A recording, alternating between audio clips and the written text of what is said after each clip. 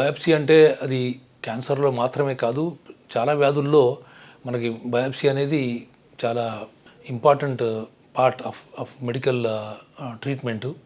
Biopsy అనేది ఏంటంటే మనకి ఏమన్నా మార్పు కానీ, ట్యూమర్ కానీ, వేరే కండిషన్స్ ఏ అయినా ఉన్న కండిషన్లోంచి, ఆ ట్యూమర్లోంచి, ఆ అల్సర్లోంచి ఒక చిన్న పీస్ తీసి టెస్ట్కి పంపిస్తే దాన్ని బయాప్సీ అంటారు.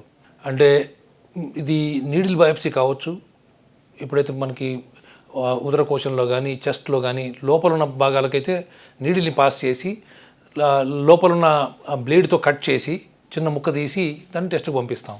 సర్ఫేస్ మీద మనకి చర్మం మీద కానీ, బ్రెస్ట్ పైన కానీ, చెస్ట్ వాల్ మీద కానీ, మన కాళ్ళ మీద కానీ ఏమన్నా అల్సర్స్ కానీ, ట్యూమర్స్ కానీ ఉంటే వాటిని ఓపెన్ బయాప్సీ అని కూడా చేస్తాం. చిన్నగా కట్ చేసో, లేకపోతే ఆల్రెడీ పుండు పడి ఉంటే ఆ పుండుకి ఎడ్జ్ మీద ఉన్న చిన్న పీస్ని తీసి టెస్ట్కి పంపిస్తాం. ఇది క్యాన్సర్ అనే డయాగ్నోసిస్లో ఎస్పెషల్లీ చాలా ఇంపార్టెంట్. మనకి ఎన్నో స్కిన్ కండిషన్స్ అవి ఉంటాయి, వాటిని చూడగానే ఇదే అని గుర్తుపెట్టినప్పుడు మందులు వాడచ్చు.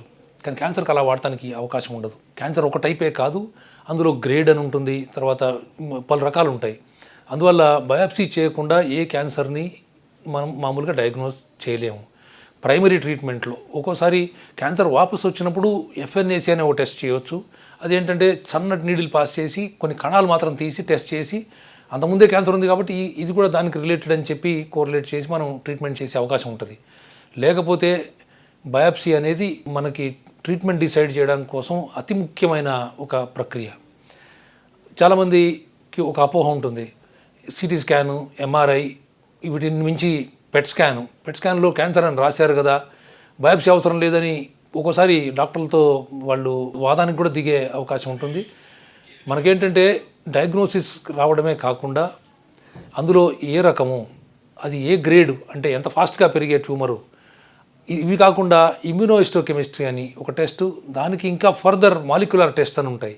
అంటే ఈ ట్యూమర్ టైప్ ఏంటి, మనకి పెద్దపేగు క్యాన్సర్ వచ్చిందనుకోండి, అందులో ఒకళ్ళకి వచ్చిన పెద్దపేగు క్యాన్సరు, ఇంకొకళ్ళకి వచ్చిన పెద్దపేగు క్యాన్సరు స్థూలంగా చూస్తే సేమ్ అనిపించవచ్చు, కానీ దాని కణజాలంలో డిఫరెన్స్ ఉండి దానికి ట్రీట్మెంట్ రెస్పాన్సెస్ కంప్లీట్గా వేరే ఉండే అవకాశం ఉంటుంది. ఇది ఎందుకు ఉంటుందని ఇంతకుముందు అనుకునేవాళ్ళం. ఇప్పుడు దానికి స్పెషల్ టెస్ట్ వచ్చినాయి. ఆ టెస్ట్లో మనకి ఏం తెలుస్తుందంటే ఈ మ్యూటేషన్ ఉంటే, ఈ మార్పు ఉంటే ఈ మందు పనిచేస్తుంది అని తెలుస్తూ వచ్చింది. దీన్నే పర్సనలైజ్డ్ మెడిసిన్ అంటారు. అంటే అందరికీ ఒక ట్రీట్మెంట్ కాదు, ఆ ట్యూమర్కి స్పెసిఫిక్ ట్రీట్మెంటు, ఆ మనిషిలో ఉన్న ఆ ట్యూమర్కి వేరే ట్రీట్మెంటు చేస్తే మనకి అనవసరమైన ట్రీట్మెంట్ కాకుండా, దాంతో వచ్చే రియాక్షన్స్ కాకుండా కరెక్ట్ ట్రీట్మెంటు సరిగ్గా ఆ ట్యూమర్కి, ఆ పేషెంట్లో ఉన్న ఆ ట్యూమర్కి తగ్గే అవకాశాలు ఉండే ట్రీట్మెంట్ ఇచ్చే అవకాశం ఉంటుందన్నమాట. సో బయాప్సీ అనేది ఇంత ఇంపార్టెంట్ అనమాట.